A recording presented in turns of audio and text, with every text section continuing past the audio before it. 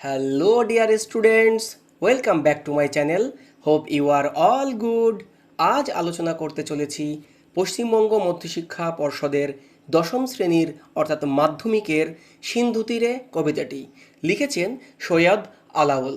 তো আমাদের কবিতার ভিতরে যাওয়ার আগে আমাদের কবি সৈয়দ আলাওল সম্পর্কে আমরা একদম বেসিক কিছু বিষয় জেনে নেব। সৈয়দ আলাওল আনুমানিক ১৬০৭ খ্রিস্টাব্দে বর্তমান বাংলাদেশের ফরিদপুর জেলার অন্তর্গত জালালপুরে জন্মগ্রহণ করেন। তিনি ছিলেন মধ্যযুগের বাংলা সাহিত্যের একজন বিশিষ্ট কবি ও সাহিত্যিক। তিনি আরাকান রাজসভার সাহিত্য চর্চা করেন এবং পদ্মাবতী সহ বহু গুরুত্বপূর্ণ কাব্য রচনা করে গেছেন।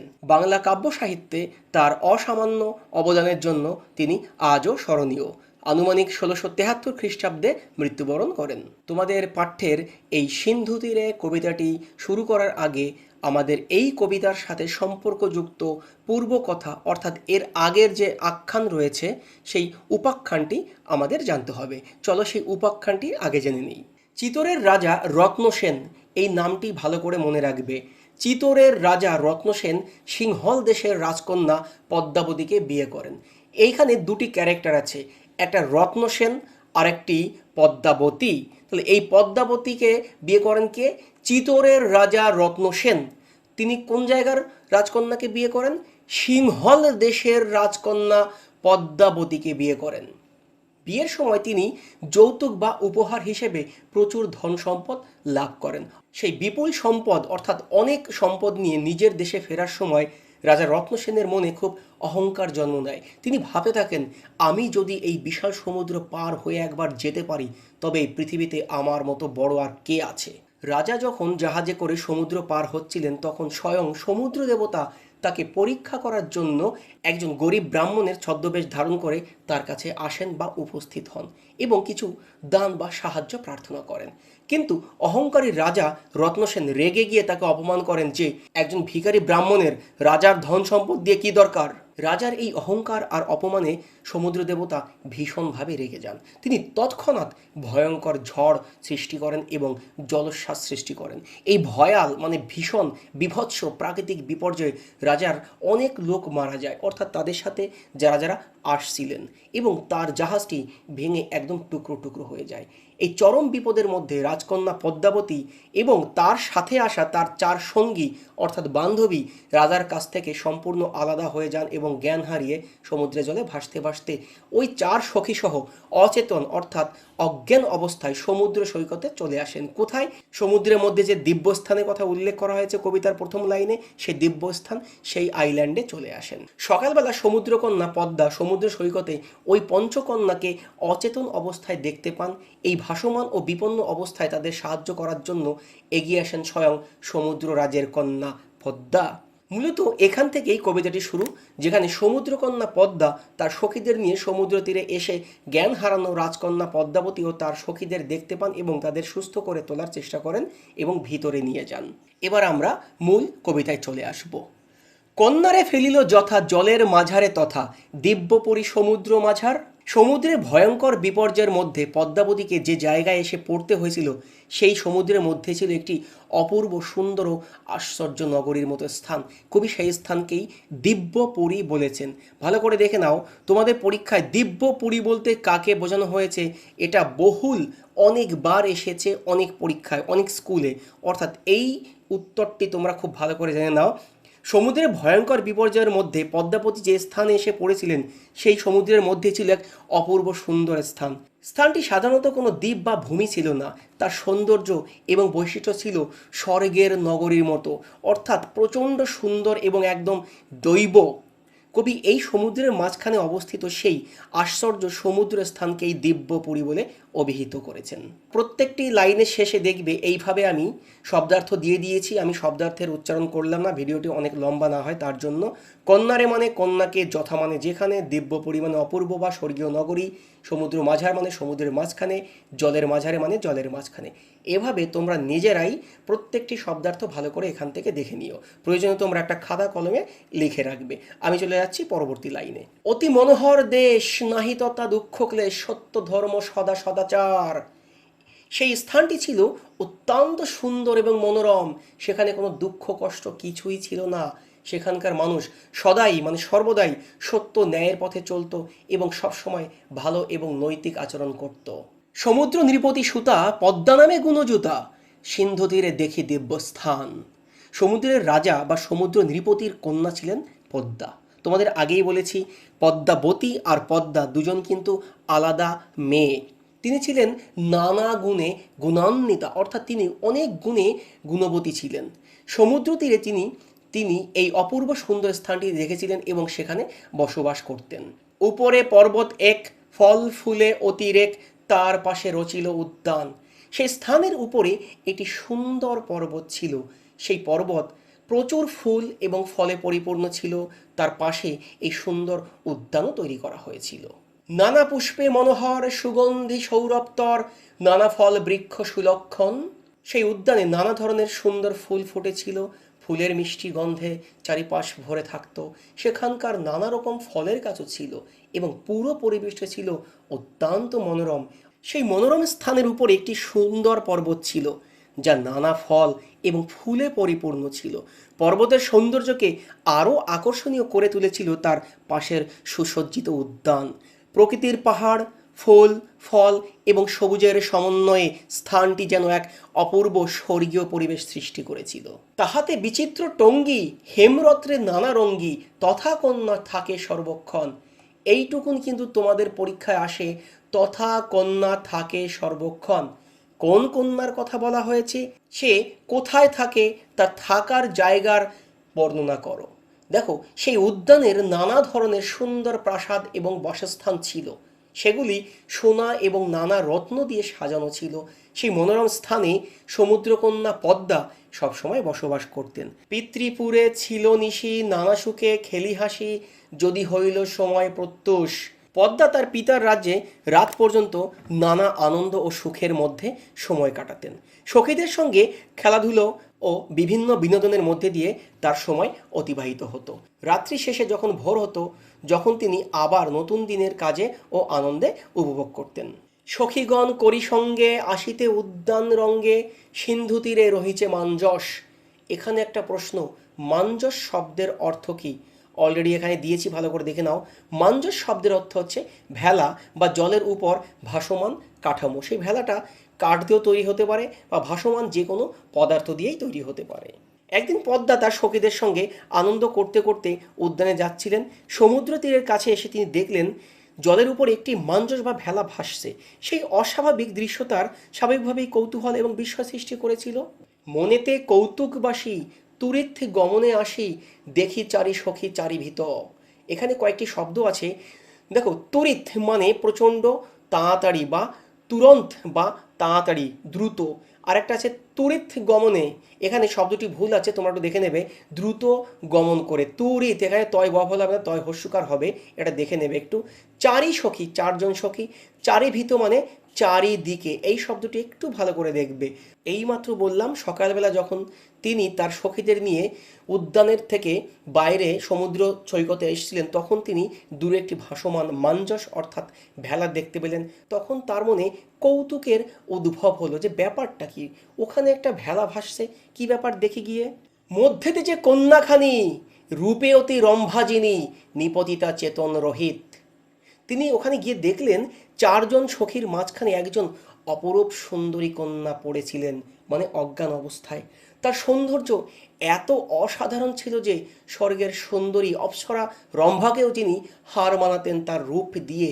কিন্তু সেই সুন্দরী কন্যাটি তখন সম্পূর্ণ অচেতন অবস্থায় পড়েছিল। দেখিয়া রূপের কলা, বিস্মিত হইল বালা, অনুমান করে নিজে চিতে।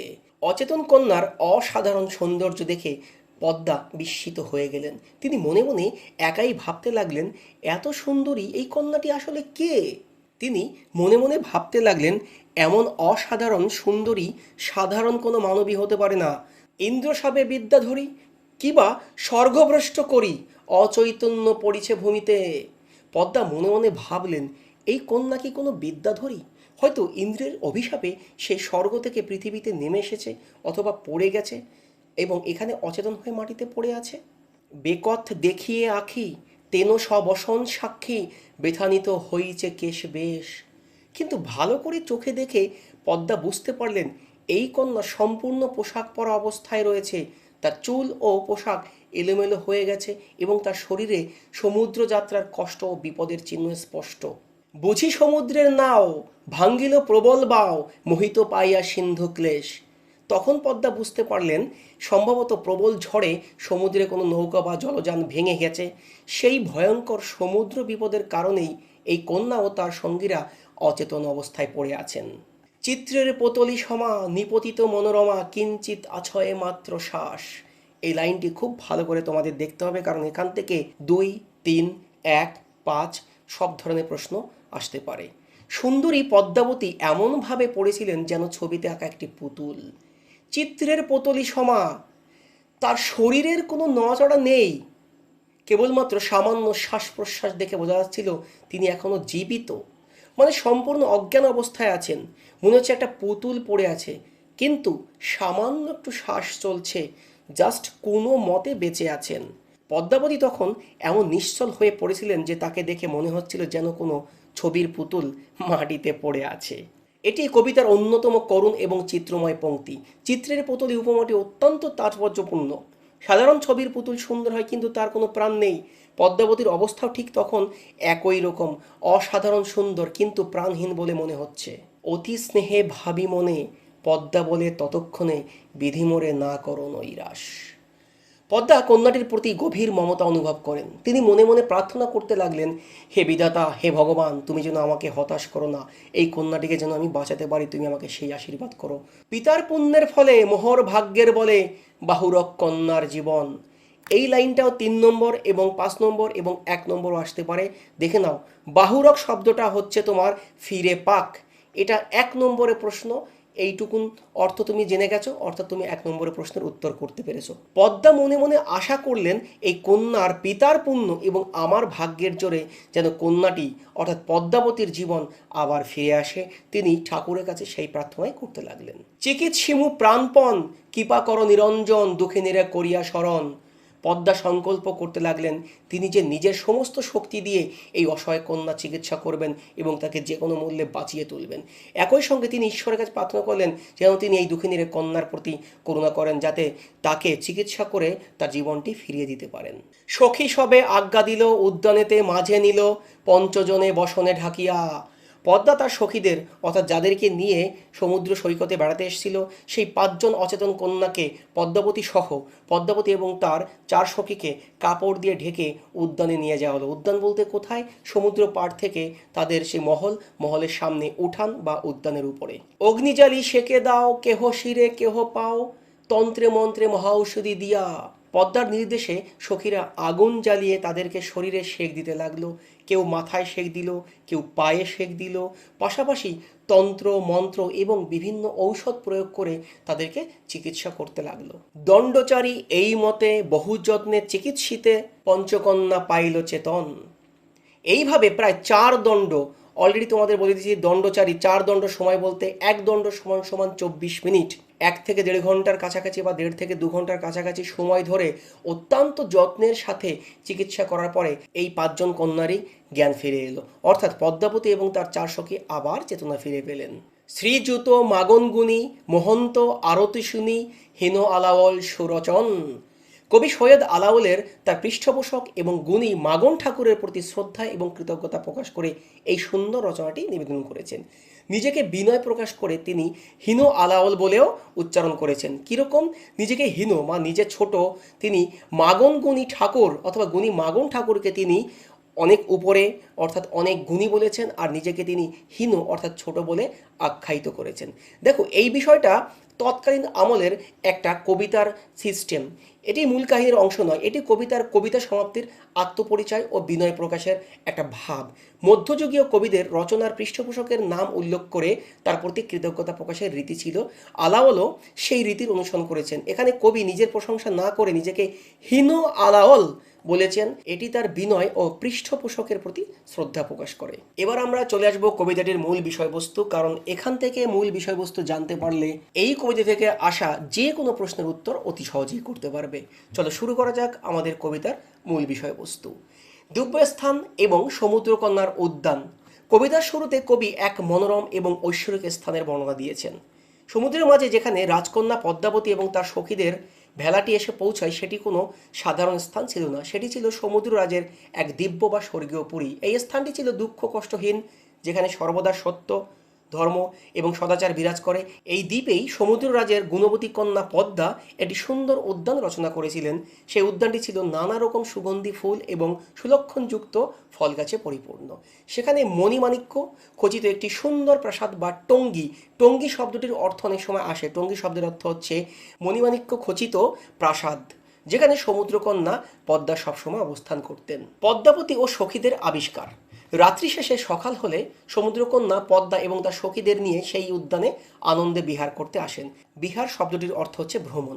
সেখানে এসে তিনি দেখতে পান সমুদ্রের তীরে একটু দূরে একটি মাঞ্জস বা ভেলা পড়ে আছে। কৌতূহলবশত তিনি দ্রুত সেখানে গিয়ে ভেলাটির ভেতরে চারজন সখীকে চারিদিকে এবং মাঝখানে অপরূপ সুন্দরী এক কন্যাকে অর্থাৎ পদ্মাবতীকে অচেতন অবস্থায় পড়ে থাকতে দেখেন। পদ্মাবতীর রূপ এতটাই মোহময়ী ছিল যে সমুদ্রকন্যা পদ্মা তাকে স্বর্গের অপ্সরা রম্ভার চেয়েও সুন্দরী বলে মনে করেছেন। সমুদ্রকন্যার বিস্ময় এবং করুণা। পদ্মাবতীর ঐশ্বরিক রূপ দেখে সমুদ্রকন্যা পদ্মা অবাক হয়ে যান। তিনি মনে মনে ভাবতে থাকেন, হয়তোবা দেবরাজ ইন্দ্রের কোনো অভিশাপে স্বর্গভ্রষ্টা হয়ে কোনো বিদ্যাধরী স্বর্গের গায়িকা অথবা অপ্সরা অচৈতন্য অবস্থায় পৃথিবীতে লুটিয়ে পড়েছেন। পদ্মাবতীর কেশ এবং বেশভূষা আলুলায়িত ছিল, মানে এলোমেলো, যা দেখে পদ্মাবতী বুঝতে পারেন যে না, তার ধারণা ভুল। এটা হয়তোবা প্রবল সামুদ্রিক ঝড় এবং জলোচ্ছ্বাসের কারণেই এদের এই দুরবস্থা। পদ্মাবতীর শরীরে তখনও ক্ষীণ শ্বাস প্রশ্বাস বইছিল। এই দৃশ্য দেখে পদ্মার মনে গভীর স্নেহ ও মমতার জন্ম হয়। তিনি বিধাতার কাছে প্রার্থনা করেন যেন এই অসহায় মেয়েটিকে তিনি বাঁচাতে পারেন। তিনি মনে মনে ভাবতে লাগলেন তার পিতা সমুদ্ররাজের পুণ্য এবং নিজের ভাগ্যের জোরেই হয়তো এই রাজকন্যার জীবন তিনি ফিরে পাবেন। পরম যত্নে চিকিৎসা এবং জ্ঞান ফেরানো। সমুদ্রকন্যা পদ্মা ঈশ্বরের কাছে প্রার্থনা করে অত্যন্ত দ্রুত মেয়েটির চিকিৎসা ব্রতী হন। তিনি তার সখীদের নির্দেশ দেন পদ্মাবতী এবং তার সখীদের বস্ত্র দ্বারা আবৃত করে উদ্যানের মাঝখানে নিয়ে আসতে। এরপরে আগুন জ্বালিয়ে তাদের শরীরের উপর উত্তাপ দেওয়া হয়, সেক দেওয়া হয়। তন্ত্র মন্ত্র এবং মহাঔষধি, তৎকালীন আমলের যত রকম চিকিৎসার ব্যবস্থা থাকে সমস্ত চিকিৎসার মাধ্যমে এবং নিবিড় যত্নে ও স্নেহে তাদের চিকিৎসা শুরু হয়। প্রায় 4 দণ্ড, প্রাচীন সময়ের হিসাব এটা প্রায় 1.5 থেকে 2 ঘন্টা। অলরেডি তোমাদের বলেছি 1 দণ্ড সমান সমান 24 মিনিট, 4 দণ্ড সমান সমান 96 মিনিট, অর্থাৎ 2 ঘন্টার কাছাকাছি সময় ধরে বহু চেষ্টার পরে অবশেষে পদ্মাবতী সহ তার অন্যান্য 4 সখী অর্থাৎ 5 কন্যা চেতনা ফিরে পান, মানে জ্ঞান ফিরে পান। কবিতার শেষে কবি আলাওল তার পৃষ্ঠপোষক ও গুণগ্রাহী অমাত্য শ্রীযুক্ত মাগন ঠাকুরের আদেশে এই কাব্য রচনা করার কথা উল্লেখ করেছেন। 1 নম্বরের এমসিকিউ, 1 নম্বরের এসএকিউ, 3 নম্বরের বড় প্রশ্ন, 5 নম্বরের বড় প্রশ্ন এবং তার উত্তর নিয়ে একটি ভিডিও অলরেডি তৈরি করা আছে। ভিডিওটির লিঙ্ক ডেসক্রিপশন বক্সে দেওয়া রয়েছে, সেখান থেকে তোমরা লিঙ্কে ক্লিক করে চেক আউট করতে পারো। এছাড়া যদি আমাদের একাডেমিতে তোমরা কেউ ভর্তি হতে চাও, যেখানে মাত্র 6 জন প্রতি ব্যাচে পড়ানো হয়, তারা এই নম্বরে কল অথবা হোয়াটসঅ্যাপ করে যোগাযোগ করতে পারো।